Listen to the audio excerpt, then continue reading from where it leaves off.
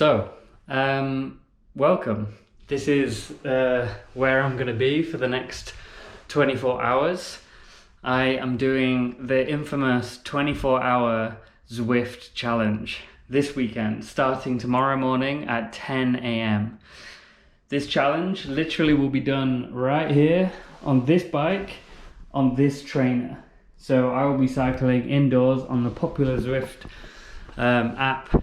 It's a cycling app, and you have the ability to track your heart rate.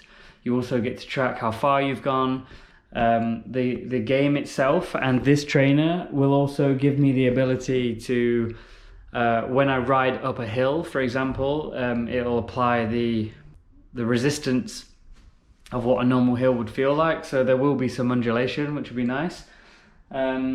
The greatest thing is that I'll actually have people in game, so people actually get to cycle with me, virtually speaking. I just had a chat with someone recently about why it is important to do a distance ride. I'm a big advocate for training amounts. So, you know, I do a lot of work in the day to make sure that my base layer of fitness is really good. I'm not a huge advocate for smashing out big distances every weekend. This is better for me to keep the velocity high and the training constant. It means I don't get injured. However, I don't think just doing small things all the time is enough. I do think that you need to throw in a spanner here and there. So part of the reason for why I'm doing this today is because I want to make sure that my training is on schedule, and throwing in an 800 kilometer ride seems like a good stepping stone towards what I'm after. Don't forget, Iceland is going to be 1,400 kilometers and probably more than 50 hours to be awake. That does not dwarf what I'm doing in here tomorrow. I think it's going to be really tough, but it does kind of put it in perspective in my head.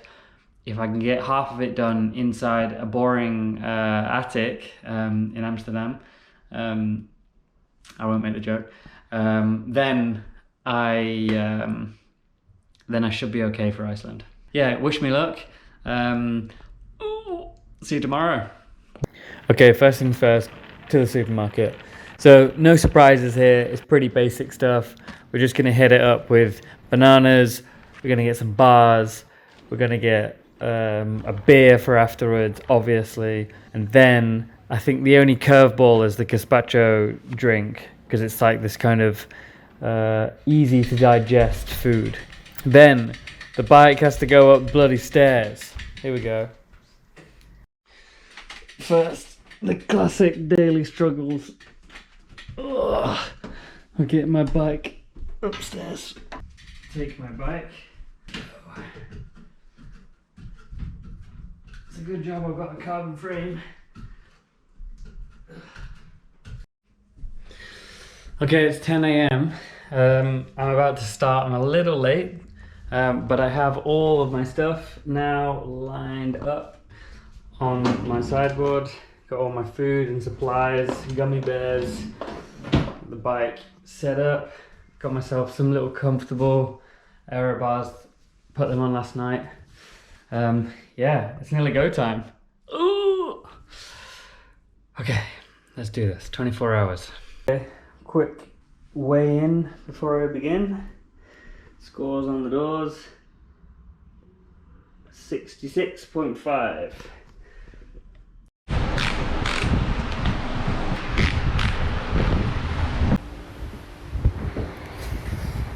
All right, here we go. 24 hours. Let's go.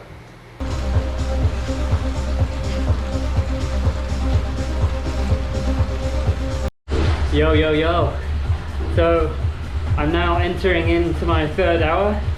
Everything seems to be working pretty well so far.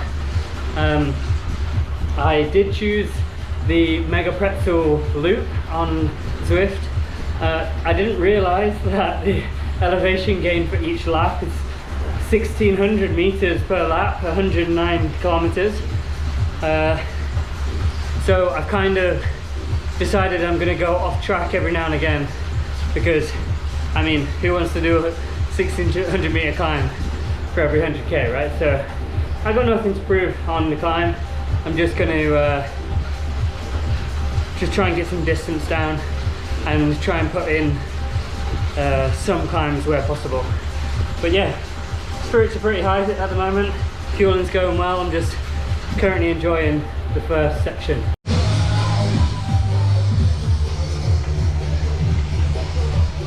I've got my dad on the phone here. Give us a wave, Dad. Nice.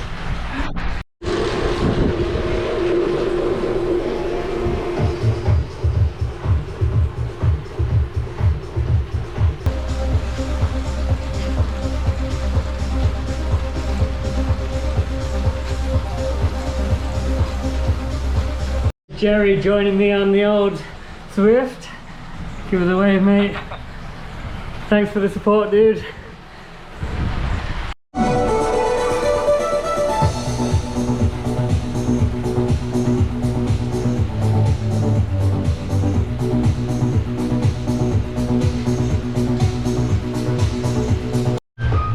The glory of going downhill means I actually get a break. And I can use my little massage gun for a little bit. Oh, yeah. Oh god, yeah. 7.5 hours. This feels damn good. Oh yeah, there you go. Well, I haven't really got much room in the attic, but at least the sun's out. It's a nice day. Look at that. See if you can see me from the outside.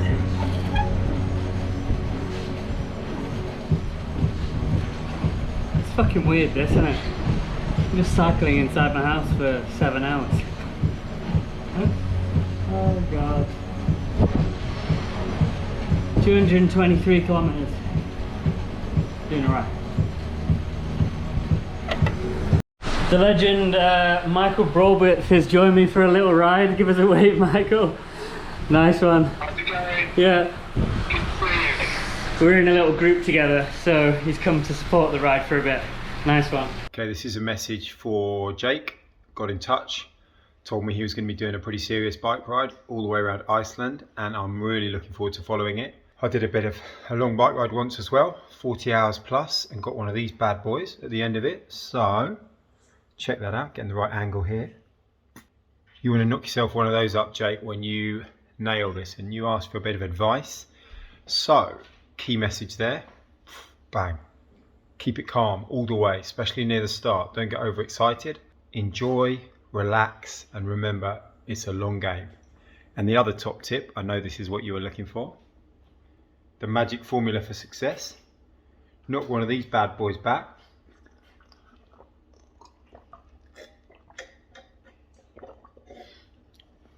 And get on your way. No stopping, keep moving. So it's starting to get dark now, and yeah, this is where it starts to get a bit weird, and it's definitely what they call a graveyard shift.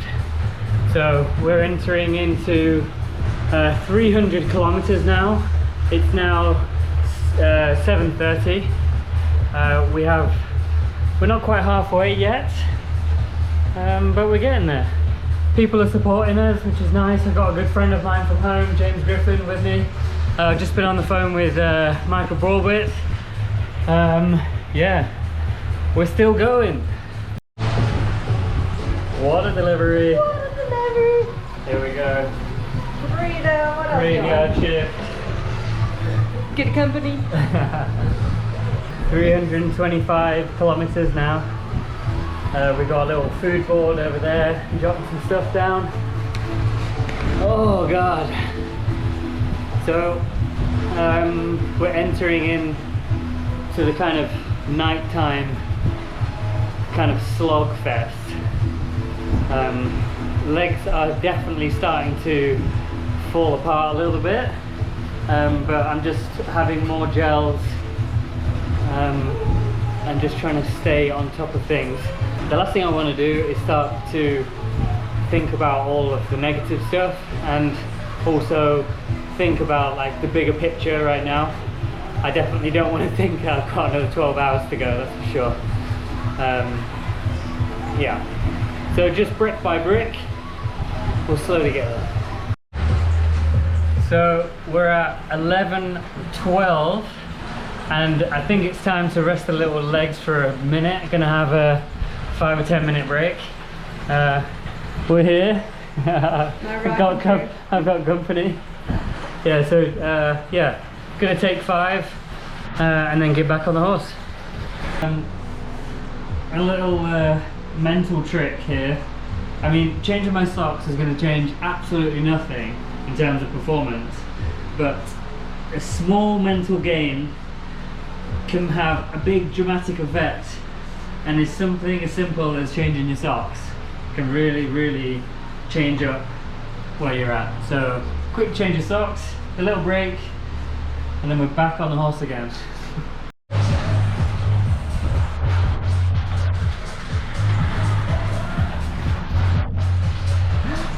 Party!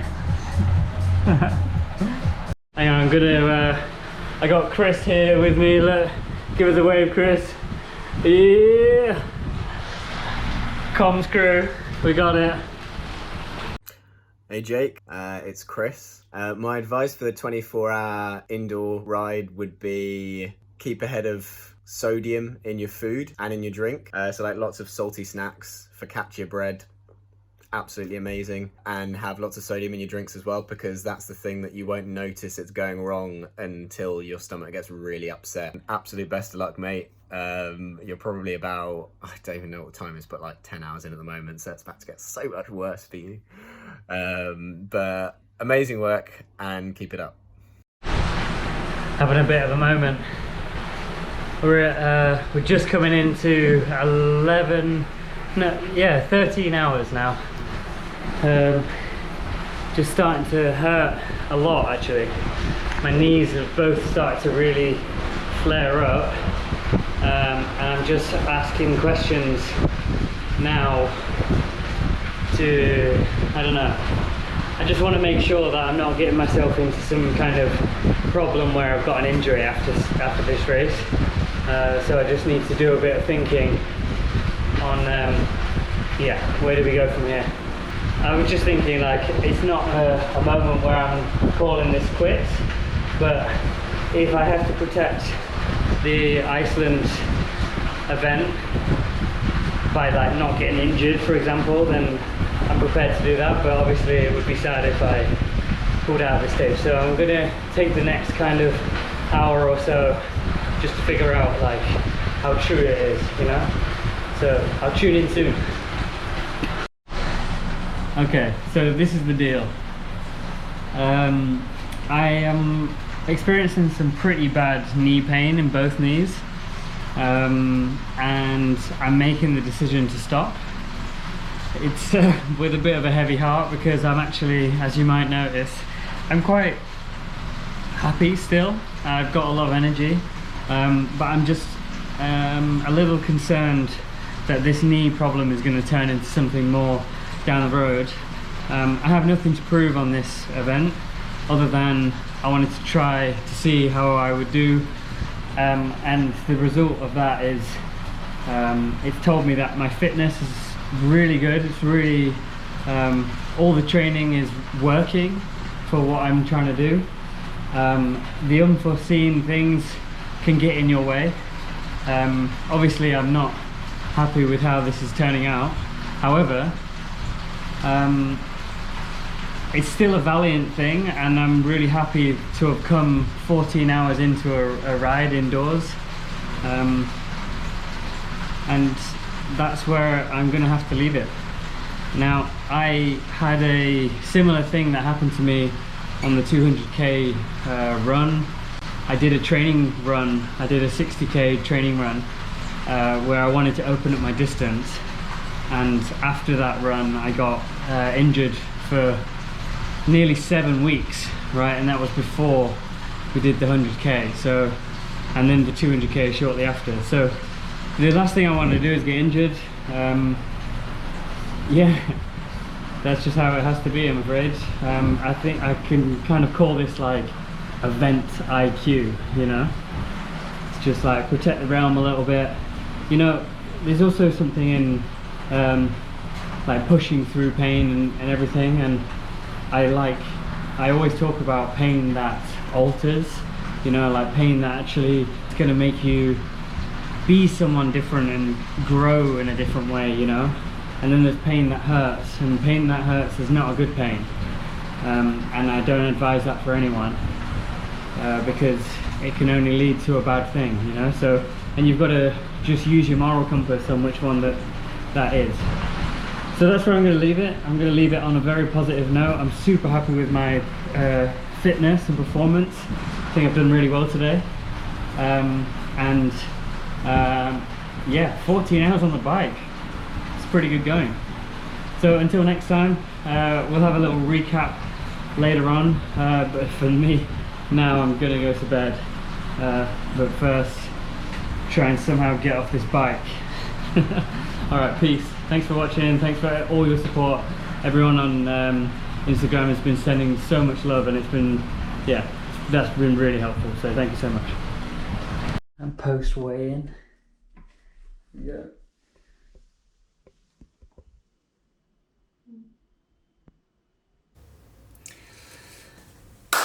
So that was the 24-hour Zwift challenge.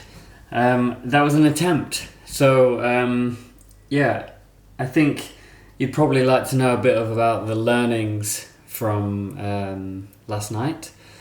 I think overall, I'm really happy with the performance. I think there is certainly an element of me that says you should have just pushed on and you should have continued. I think I will always have that fighting spirit inside me that says keep pushing, keep going. I think the right thing to do was to stop, as much as I would love to have put a Strava update on to say that I'd done the 24 hours. But having said all that, there has been such a great amount of learning from yesterday. I have really tightened up my nutrition and the food intake that I was supposed to be doing on all of my other projects, but I've kind of neglected. And I really focused a lot of my energy onto that. So I actually don't look as if I've done a 14-hour ride yesterday. In total, we did 420 kilometers. So it was not a small day out by any means. And I think there is all credit to making sure that the food was right and the water intake was correct. And that's why I'm feeling the way I am today. A big thank you out to everyone who was sending me messages. It was actually super helpful, like everyone sending messages. I think most people would have noticed that I was only sending emojis in response, mainly because this room is quite like a nightclub after a while, and when it gets dark, my vision was getting kind of blurry and I couldn't really see the keyboard. So the emojis were only short and sweet, mainly because I couldn't really see my phone. So thank you for all the love, and I think I'm not in a headspace where I'm feeling disappointed. I think Iceland is going to be a whole different ball game, and there are a few things that we need to adjust, and that is the correct aero bar situation. That's going to have to be really important. I think this might have been a big surprise to my knees in particular, and that might have been due to me not having the natural sway of a bike when you're cycling outdoors. You're very much straight up and stationary when you're on one of these bike trainers at home.